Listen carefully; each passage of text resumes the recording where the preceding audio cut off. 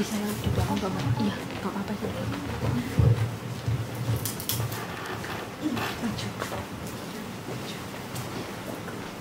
Oke, selamat pagi buat Bu Santi, buat panitia dan teman-teman sekalian.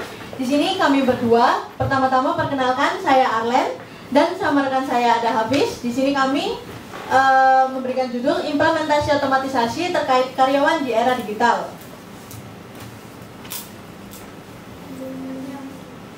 Oke, ini abstraknya dengan kata kunci otomatisasi, digitalisasi karyawan dan era digital.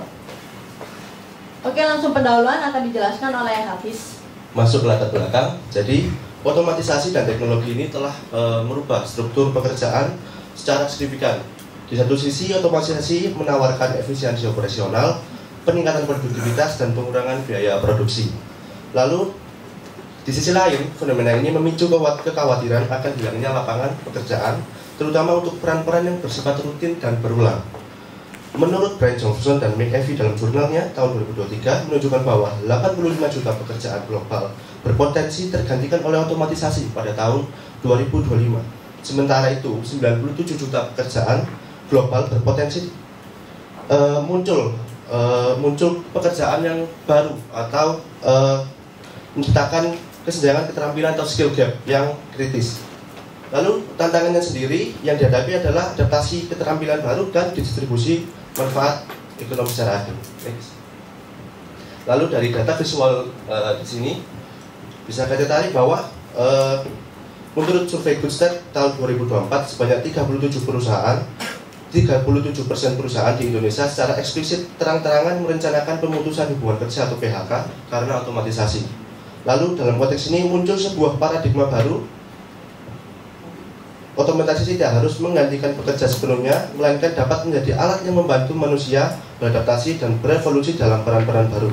Dengan pendekatan kolaboratif antara manusia dan teknologi, dimungkinkan untuk menciptakan sistem kerja yang berkelanjutan, di mana otomatisasi tidak hanya meningkatkan produktivitas bisnis, tetapi juga memberdayakan pekerja melalui reskilling dan upskilling.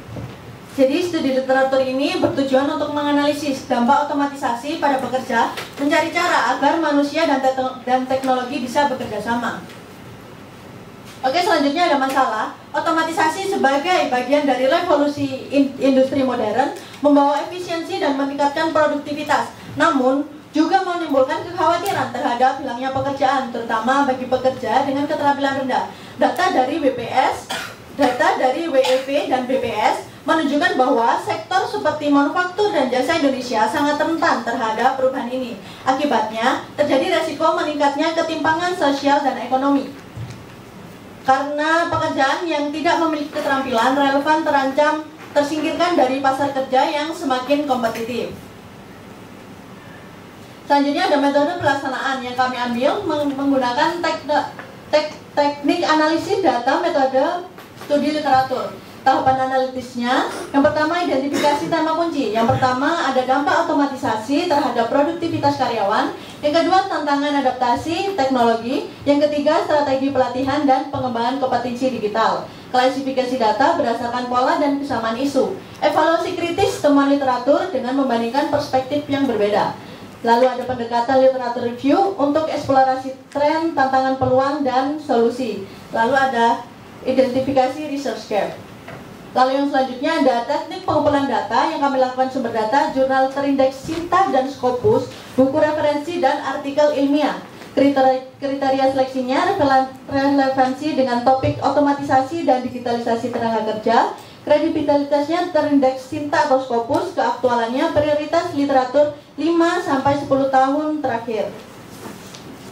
Masuk pembahasan, menurut laporan dari McKinsey yang tersebut pada data visual ini, Indonesia ini diproyeksikan kehilangan 23 juta pekerjaan akibat otomatisasi teknologi seperti AI dan robotika, juga dengan mesin-mesin di manufaktur. Lalu hingga 2030. Berdasarkan data tersebut terlihat jelas bahwa pekerjaan yang hilang bersifat rutin seperti salah satunya seperti kasir dan lain sebagainya. Sementara itu 27-46 juta pekerjaan baru akan tercipta, salah satunya di bidang kesehatan, lalu di konstruksi berbasis teknologi, manufaktur cerdas, dan retail digital. Data ini mempertegas bahwa otomatisasi tidak menghancurkan lapangan kerja, tetapi mentransformasikannya menjadi pekerjaan berbasis keterampilan digital, analisis data, dan kreativitas 10 juta diantaranya bahkan merupakan jenis pekerjaan baru yang belum eksis. Lalu, menurut data BPS pada Februari 2021, sekitar 60% pekerjaan di Indonesia masih berada di sektor informal, hingga mengingat keterbatasan mereka dalam akses pelatihan, teknologi, dan pelindungan kerja. Mayoritas pekerja Indonesia kurang lebih 60% berada di sektor informal seperti UMKM kecil, buruh harian, pengemudi ojek online, dan pedagang kaki lima. Lalu resikonya sendiri adalah ketimpangan sosial dan ekonomi bisa semakin melebar jika tidak intervensi kebijakan.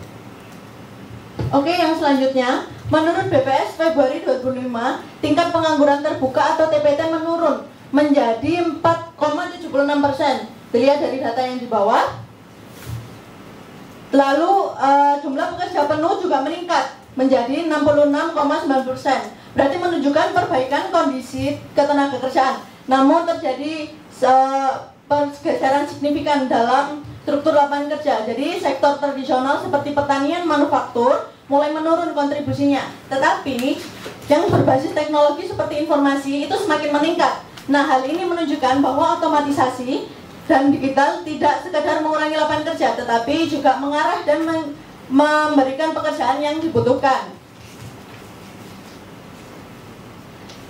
Selanjutnya ada sumber-sumber penelitiannya, boleh dilihat. Selanjutnya ada kesimpulan. Jadi,